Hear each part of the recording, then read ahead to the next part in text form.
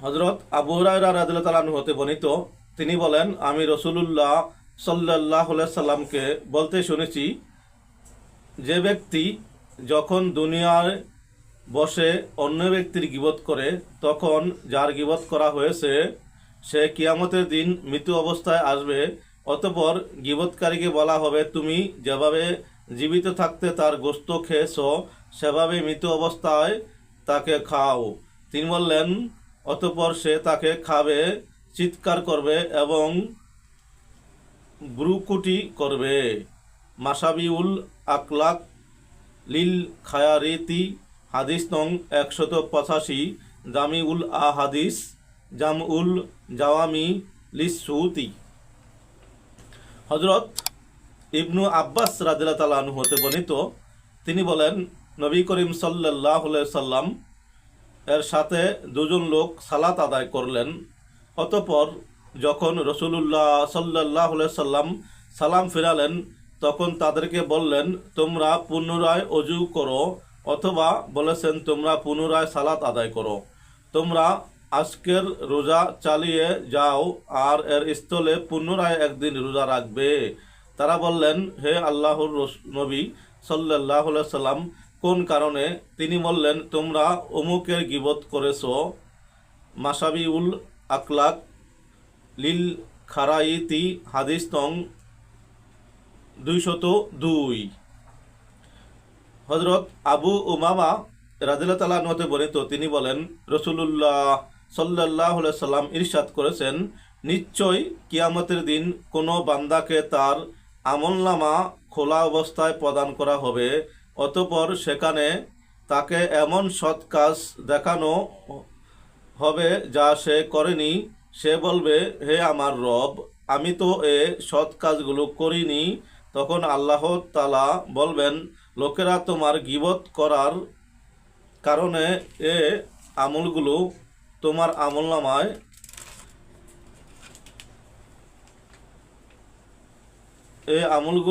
সৎ কাজগুলো তোমার আমলনামায় লেখা হয়েছে।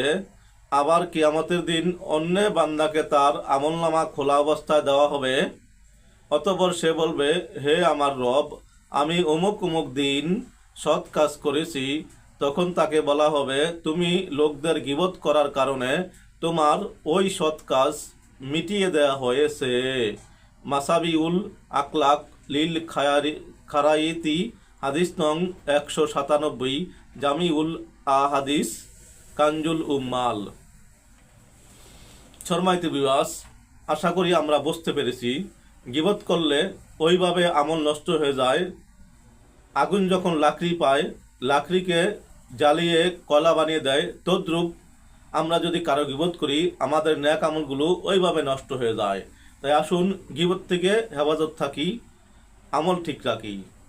অপর হাদিসে হযরত আনাস রাদিয়াল্লাহু তাআলা আনহু হতে বর্ণিত, তিনি বলেন, রাসূলুল্লাহ সাল্লাল্লাহু আলাইহি সাল্লাম বলেছেন, গীবতের অন্যতম কাফফারা হচ্ছে তুমি যার গীবত করেছো তার জন্য ক্ষমা প্রার্থনা করো। তুমি বলবে, আল্লাহ মাগফির লানা ওয়া লাহু। মাসাবিউল আকলাক লিল খারাইতি, হাদিস নং 206, হাকিম ফিল কুনি, জামিউল আহাদিস, কানজুল উম্মাল, বাইহাকি। গীবত মানুষের জীবনকে ধ্বংস, বিপর্যয় ও ভয়াবহ পরিস্থিতির দিকে নিয়ে যায়। ইহা থেকে বেঁচে থাকা ফরজ।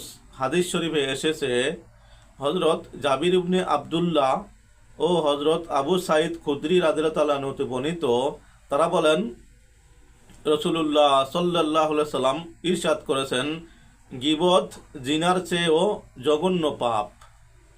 বলা হয়, কিভাবে? রাসূলুল্লাহ সাল্লাল্লাহু আলাইহি সাল্লাম বললেন, ব্যক্তি জিনা করে অতঃপর তাওবা করে, ফলে আল্লাহ তাআলা তার তাওবা কবুল করেন, কিন্তু গীবতকারীকে ওই পর্যন্ত ক্ষমা করা হয় না যে পর্যন্ত না যার গীবত করা হয়েছে সে ক্ষমা করে দেয়। তাবরানি ফিল আওসাত, হাদিস নং 6590, কানজুল উম্মাল।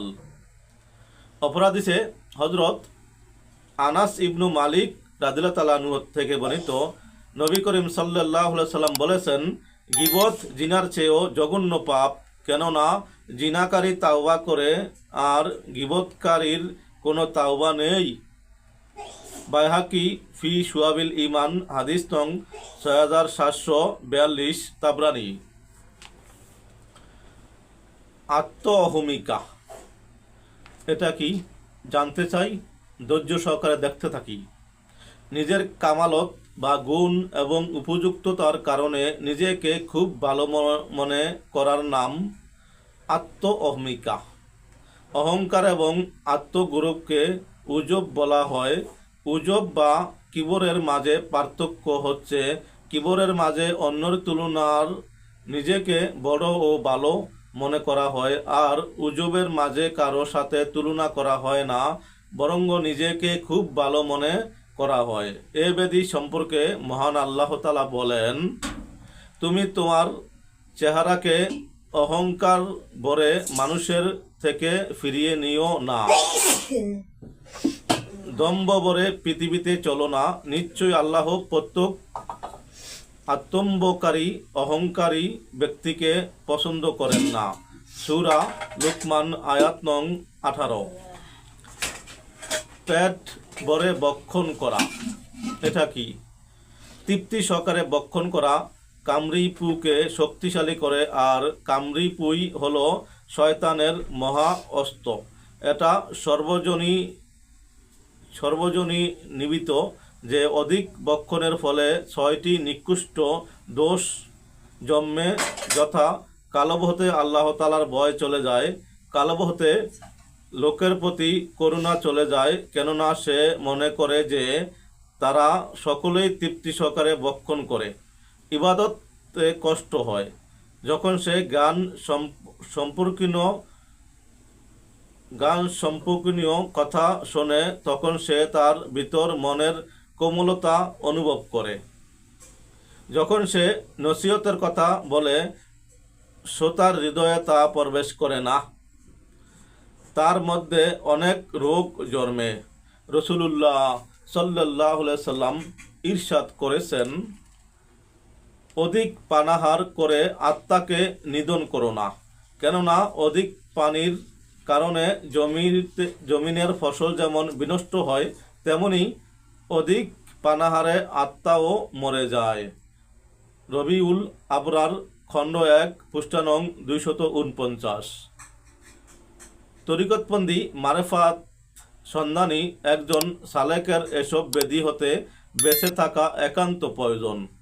এসব ব্যাধির কারণে কালবে কালিমা পড়ে কালব অন্ধ হয়ে যায়। যেমন আল্লাহ তাআলা বলেন, বস্তুত চক্ষু তো অন্ধ হয় না, বরং বক্ষু স্থিত কালবগুলো অন্ধ হয়।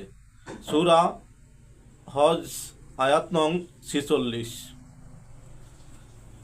সৃষ্টি জগতে আবহমান কাল থেকে যত বিবাদ, বিস্বাদ, বিপদ আপদ, ধ্বংস ও অনাচার সংগৃহীত হয়ে আসছে, তা সবই রিপুর কারণে ঘটছে।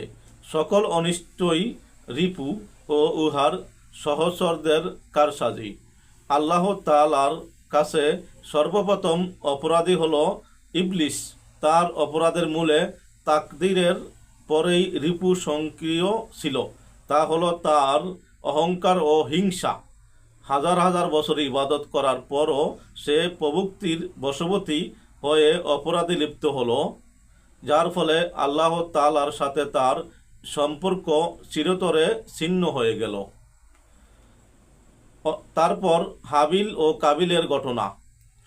কাবিলের হিংসা ও কার্পণ্য রিপুর জন্যেই মানুষের মধ্যে নতুন ফিতনার জন্ম নিল। এরপর আমরা হারুত ও মারুত এর ঘটনা দেখতে পাই, তার মূলেও ছিল রিপুর তাড়না। এভাবে কিয়ামত পর্যন্ত আমরা এ দ্বারা অব্যাহত দেখতে পাব। মূল কথা হলো, পৃথিবীতে এমন কোনো ফিতনা বা বিভ্রান্তি দেখা দেয়নি যার মূলে রিপুর তাড়না সক্রিয় ছিল না। মিনহাজুল আবেদিন, পৃষ্ঠা নং 100। সম্মানিত ভিউয়ার্স, আমরা আজকে গুরুত্বপূর্ণ কথা শুনলাম। এর থেকে যদি একটি কথা মানতে পারি, আশা করি আমরা দুনিয়া আখিরাতে কামিয়াব হব। তাই আসুন আমরা নিয়ত করি, আল্লাহ তাআলা যেন সকল মুসলমান ভাই বোনদেরকে এর থেকে হেফাজত করেন। উপকার মনে হলে অবশ্যই সাবস্ক্রাইব, শেয়ার ও লাইক করার আহ্বান রইল। সকলের কাছে দোয়া চাই, মহান আল্লাহ তাআলা যেন আমাকে দুনিয়া আখিরাতে কামিয়াব দান করেন। আসসালামু আলাইকুম ওয়া রাহমাতুল্লাহি ওয়া বারাকাতুহু।